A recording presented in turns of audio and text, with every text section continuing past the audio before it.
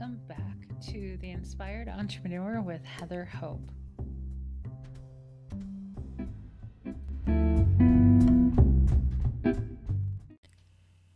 Hey guys, it's Heather Hope again. Welcome back to the show. Okay, so today is another Abraham Hicks quote. I actually have two back to back in this book. If you're new here, this is the Inspired Entrepreneur podcast, which is based on the book that's going to be released soon with the same name, Inspired Entrepreneur.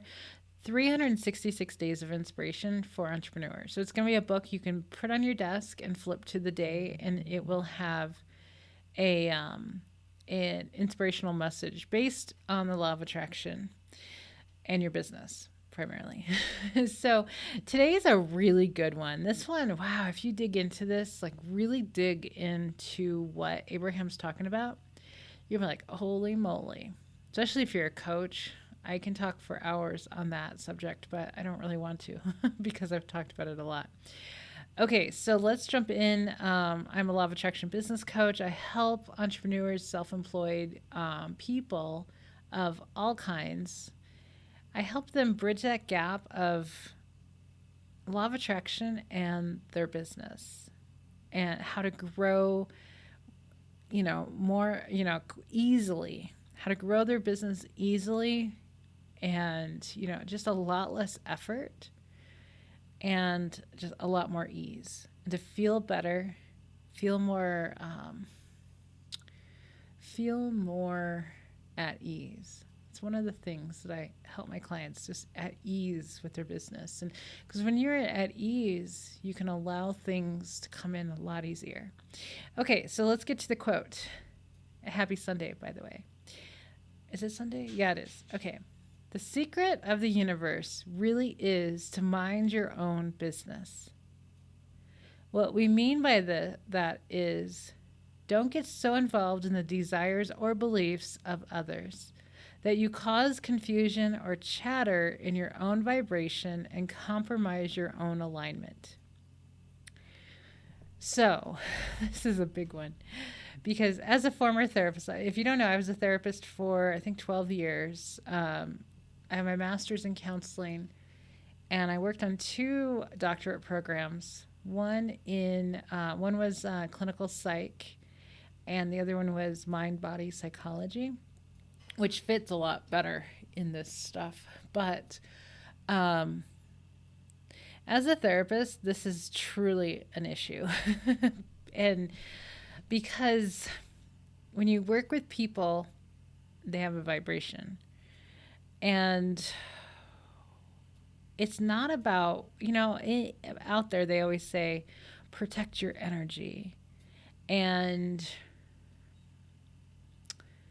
definitely take care of yourself, but you can't really protect your energy when you are sitting in a room listening to somebody's trauma. You know what I mean? It will get mixed into your vibration. It will. And then, so I've heard some really crazy Abraham recordings about this that really are shocking to me, about mixed vibration and therapists. And it's really, truly crazy how powerful vibration is. But so a therapist could be sitting in a room with a client. You don't even have to be sitting in a room. You could be on the phone, but therapists typically are sitting in a room. But and it could be coach, whatever it is. But so they could talk about. Okay, let me just tell you what the clip was. I know I have it somewhere. I think it's in the Academy group.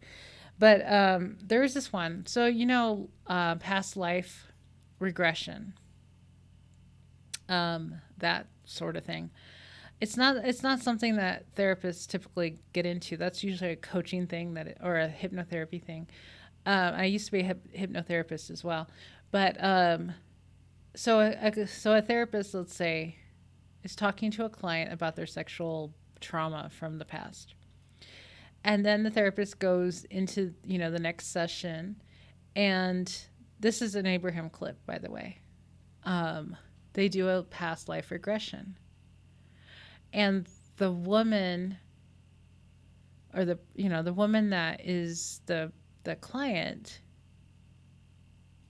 brings up sexual abuse from like a father. And what Abraham said was, it's not even true. It's not true. Or it's not always true, but you know what I mean? It's like this a particular time or times, it's not true. It's not always true what comes up. They said that it was the mixed vibration from that therapist and the previous client talking about sexual abuse. Like, is your mind blown yet? Like, you know what I mean? Like, I was in shock. As a former therapist, I'm like, what the heck? What the, like, seriously, some really crazy stuff. And so it is so important to pay attention to what you're paying attention to. So I end up I don't have that many friends on Facebook. I have another account on Facebook that I used to have with 5,000 friends. I don't collect friends anymore, but whenever have a friend who I don't even know, right? People I don't know, they somehow ended up on my friends list, and they talk about, they're like a coach especially, and they're talking about helping their clients with past traumas and blah, blah, blah, blah. Like, I don't think coaches should even use the word trauma. You know what I mean? There's some really strong words out there that, since I used to be a therapist, those are therapist words. You know what I mean? Like triggered and trauma and a bunch of others. I just think they're too strong. It's like, we need to stop being so dramatic about words. I know there's definitely trauma, but it's like, let's soften it a little bit so we can get through this a lot better. Does that make sense? So anyway, our vibration gets mixed with people all the time.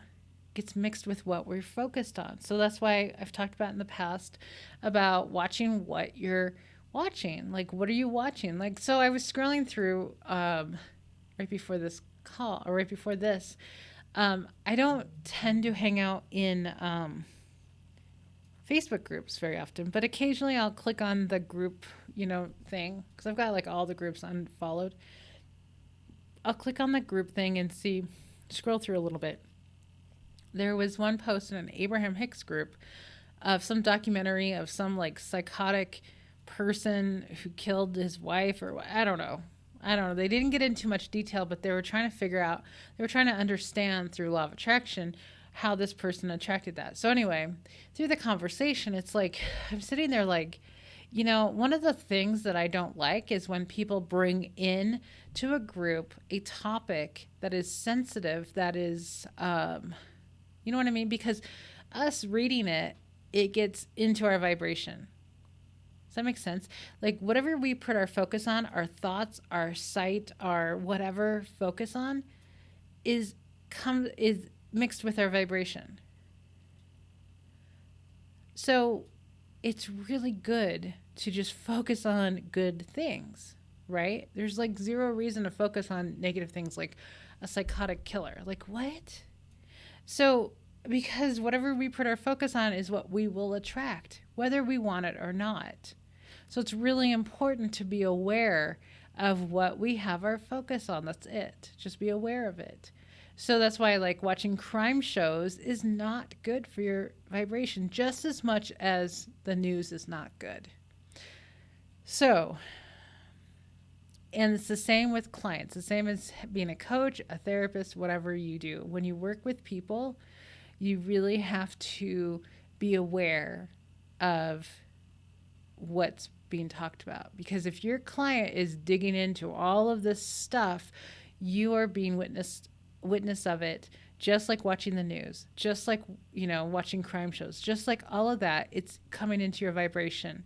Like, and I thought of this yesterday about this topic, about one of the Abraham, they talk about it all the time, or they used to, of when Esther used to do phone consultations, and the lady that was just being so wanting her future read, basically, right?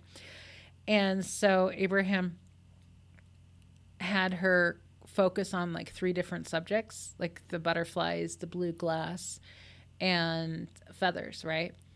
And so they had the woman focus on, they tried to anyway, focus on for, what is that, 68 seconds, just over a minute on each subject. And so Abraham talking about, like Abraham through Esther, talking about those 3 subjects. And then later on, right after that, Esther and Jerry go out to lunch, and she's like attracting those 3 items. And she doesn't know why. And then she realizes later on that that was what was spoken in that phone call. She wasn't even aware of it, but it was in her vibration because Abraham was talking about it through her. See how powerful this is? And that was just on really simple, things: blue glass, butterflies, feathers. So whatever you bring into your awareness, you have the possibility of attracting in some way. In some way, maybe just another thought without any, real momentum yet. But if you dwell on a topic, you're going to get more and more and more thoughts about it. You're going to attract something into you, like to you. So, not to alarm anybody, but just be aware of, like, I just don't get into things with my clients anymore. There's so many, I just don't talk about certain things anymore. I'm no longer a therapist. Like, sometimes I will have somebody message me who's not a client. It's typically people who are not clients do this. My own clients pretty much know, I'm not a therapist anymore. You know what I mean? There's a reason why I'm a business coach. It's because I don't want to be a therapist anymore. And I'm passionate about business. So, but I was a mess when I was a therapist. And if you don't know, like the therapist I worked with, Jesus, the whole field well, no offense, I probably have therapists listening to this, but I'm just saying the agency that I worked for, which I loved, so it was a good place to work, was completely toxic. I loved it because it was flexible and it was one of the the best paying place. I can come and go as much as I wanted and talk about anything I wanted. So I had massive amounts of flexibility and freedom, and I made really good money. So it's like, I loved it. I was there for 10 years. And, but most everybody was on medication. Our psychiatrist was medicating everybody on staff. Like most people, like 80% of the people were on meds, including myself. So why? Because we're sitting there listening to everybody's problems, and we're sitting there in meetings talking about all these problems. These were seriously mentally ill people, which is arguable. I can't talk. Anyway, so it's the blind leading the blind. It's sitting in vibration, listening to traumas and traumatic stuff and emotions. It is really draining. I loved it at the time because I was resonating there. I was depressed. I was anxious. I was all these things. So I was resonating with my clients. And so when you resonate with something, you feel good for the most part. You know what I mean? Like, you feel in that moment, you feel pretty good because you're resonating with somebody. You're relating to them, so you feel pretty good. But it was so low at the bottom of the guidance scale that that's not good. It's not helpful. Anyhow, so I just don't do any of that anymore. And I'm the happiest I've ever been in my life because we're not talking about any of this. We're not. We're just not talking about it. It's just, that's my choice. It's like talking about yesterday not having children, and it's a choice. And so it's a choice. I'm not an emotional therapist. I'm not we talk about a lot about feeling good and strategies to feel better. We talk about that a lot because it's vital to feel better. So I'm really good about that, but we're not digging into why you don't feel good. You know what? Well, not too much anyway. Okay, guys, so I'm going to let you go. I don't want to go on for too much longer about these topics, but this is something to dig into if, to notice the people around you or the clients or whatever you do, the shows that you watch, all of that. Just pay attention to what you're paying attention to because it's the law of attraction. Whether you think it's important or not, it does not matter. Your superpower is your focus. Don't ever forget that. Okay, guys, I will talk to you again tomorrow. Bye-bye.